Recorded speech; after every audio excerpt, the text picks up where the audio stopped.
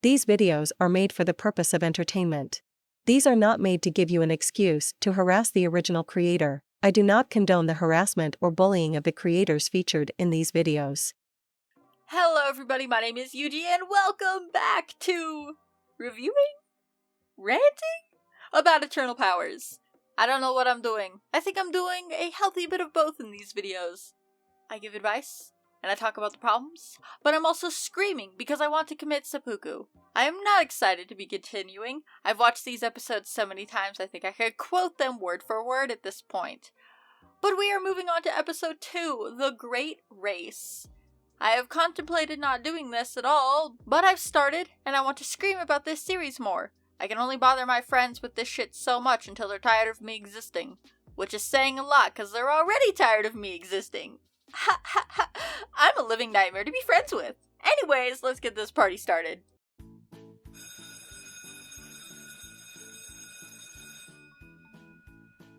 We start this episode off in a biology class with a Japanese teacher, Mr. Hikaru.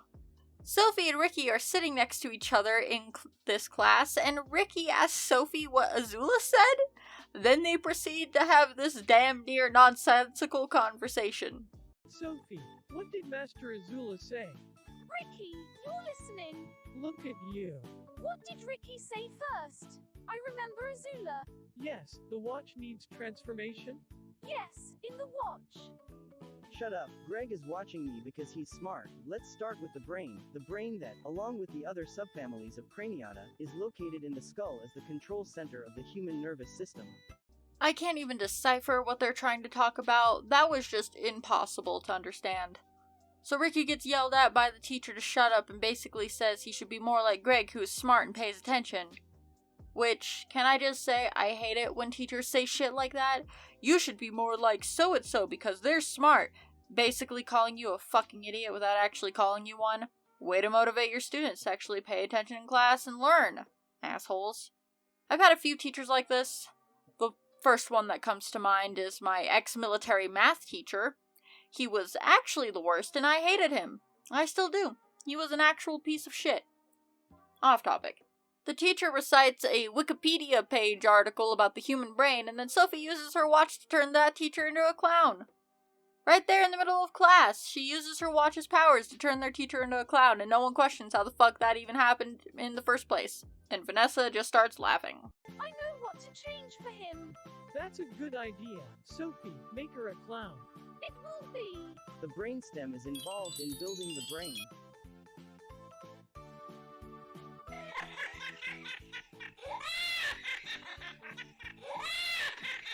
Vanessa, why are you laughing? You did well, Sophie. The meritorious fate of the teacher. I get it. Esther is trying to show that they are kids and they're gonna mess around with their powers a bit, but this is so ridiculous, and I really hate that laugh track for Vanessa. It is actually the worst. Can you please just search woman laughing on YouTube and pick from the videos it gives you and don't mess with the audio? Please? It's so ear-piercing and hard to listen to when you distort the audio like you do. We cut to the Kingdom of Darkness, and we see this episode's civilian victim, a 32-year-old cycling athlete from Italy. Wave is once again sent to retrieve the heart, this time from the border, which again doesn't make sense, and you can't just say vague shit like that and expect them to understand what you're talking about. Again, there's a lot of fucking borders, and even if you mean the borders around Hungary, that is still a lot of ground to cover in one day. And yeah, they're magic, but still, that's stupid. And how the hell does Shira know where these people are anyways? The mirror just shows us the person, not where they are? This series is so confusing, it hurts. Cut to the teacher sitting in the teacher's lounge. Hikaru, what happened to your face? Flora, in that case someone made me a clown for me. Someone must have laughed at you. Yes, Cornelia, Vanessa laughed for quite a few minutes. They must be made stupid, and even students use a smartphone and always guess the joke. In this we have a parenting meeting today at 2 p.m. because we will tell you what happened to my face today. Hi. Director Mrs. Wendy, what are you doing? Hikaru, your face is too funny. They have an irrelevant conversation and then mention a parent meeting that's going to be happening that day. The director walks in and tells Hikaru his face is funny, and then we get this close-up of Hikaru looking very displeased. And honestly, I think this scene is pretty funny. Not as funny as the rooster monster we see much later, but it still tickles me. But overall, this scene was pointless. We don't ever see the parent-teacher conference they mention. There was no reason to have this scene with the teachers talking. It's just wasting time. If a scene isn't relevant to the plot or anything that is happening, just cut it. We could have had the director reacting to Hikaru's new clownish features in the scene where Sophie changes his face, have her walk in the classroom to give him something, or tell him something important, and she asks him what's wrong with his face. He can then see his reflection in a mirror or something and run off to try and fix whatever the hell just happened. It's still kind of pointless as a scene, other than showing the characters using their powers to do stupid shit like kids would do, but it's better than whatever nonsense just happened. Also, Sophie has rainbow powers? How did she use rainbow powers to turn their teacher's face into, like, a clown face? I don't understand how their powers work at all. Nothing makes sense. We move on to our main characters, and Vanessa is still laughing about Mr. Hikaru an hour later. Greg uses his watch to splash her with water, so she stops. And then this dialogue happens. I'm wet, at least it's hot outside now. I'd love to take a bath with you. I'm wet, at least it's hot outside now. I'd love to take a bath with you. This also contributes to the weird sexualization of these 16-year-old kids. They will say out-of-pocket random and weird suggestive things like this all the time. It always happens out of fucking nowhere, and it's weird. I feel like she's trying to be funny when writing shit like this, but it's not funny. It's just fucking gross and weird and gross and weird and gross and weird. I can't say it enough. It's gross and weird to have your characters say suggestive or sexual shit out of the blue. Stop it. God, anyways. Jack has a pamphlet promoting the World Cycling Championship and... Wait a fucking second.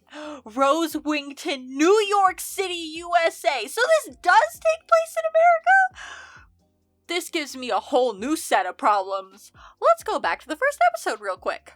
Dear new learner, this year they graduated from the Rose Wington Primary School from the 8th grade. Now you are in the 9th grade. You have started a new life with new friends and further good studies. Leaving primary school. 8th grade to go into 9th grade. Esther, that's not how the US school system works. So they are supposed to be freshmen in high school, but they're 16. In America, when you enter high school, you are 14 years old. If they're freshmen, 16-year-old freshmen, that means they got held back in 8th grade. Can you please do some research for your series? I thought based on how you described the grades and shit, this was set in Hungary, but it's not?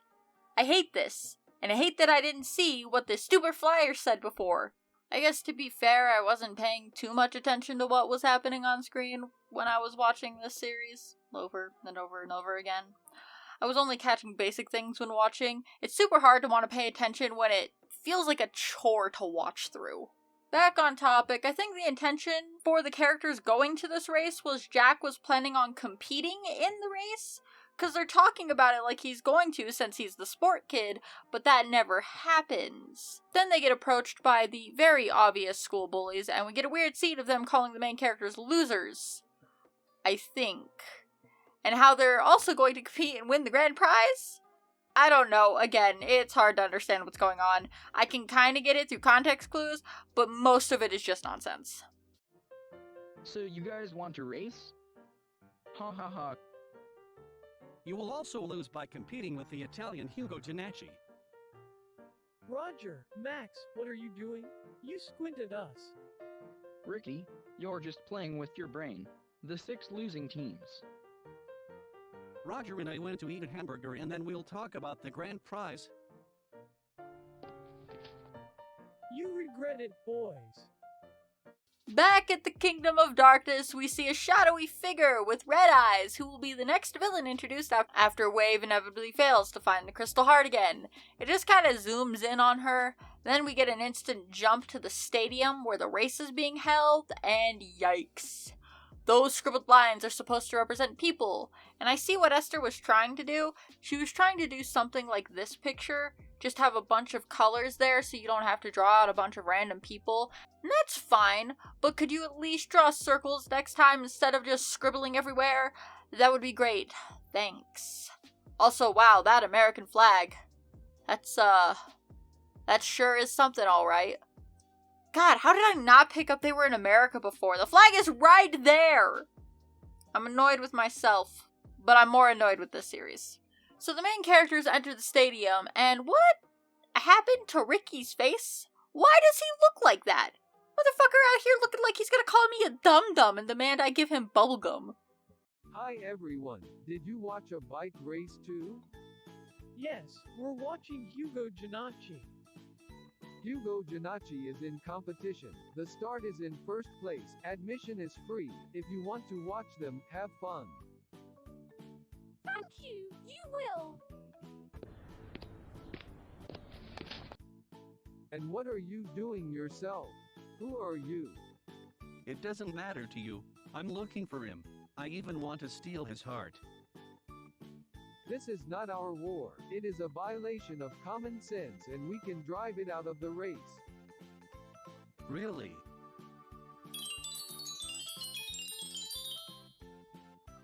This is not our war. It is a violation of common sense. And then Wave knocks him out. The dialogue doesn't make much sense, but man is some of it funny. For all the wrong reasons. It is a violation of common sense is something I need on a t-shirt. That's hilarious. Also, why, when the cop is talking after the main characters get past, why does the frame tilt like that? That's a little disorienting to watch. Was that on purpose? We finally see the victim in person, and not much happens before Wave steals his heart, and our heroes transform. Wave summons a new monster named Ferrari, and we get this monstrosity, and it talks, and I hate it so much. He doesn't even look like a car, or a horse for that matter. Something I've noticed is Esther cannot draw animals to save her life. They always look so weird and deformed. So Ferrari deploys a machine gun from his butt, and then we get a little scene of the heroes running away from the horse car and his gun instead of, using their powers to fight him. Are you ready for the race? Weapon in your rear engine. This is not normal. We find it safe somewhere. Get ready, watch out. Get ready, go.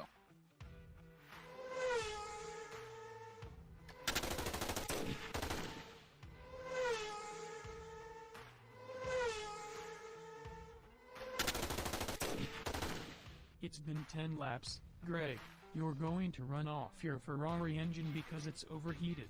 So they run 10 laps around the track, and then finally, when they're tired, Greg uses his powers on Ferrari. Which, Greg should not have been the one to use his powers here. I think it should have been Jack or Ricky. Mostly Ricky, because he could have used his earth powers to mess up the track and get Ferrari off their asses while they call Azula to rescue them once again. Azula gets called, they expo dump, she defeats the monster, the guy gets his heart back, we see the race happen, and the Italian guy wins. End of episode. Also, I just noticed something. Our main characters never face any consequences for using their powers or fighting monsters.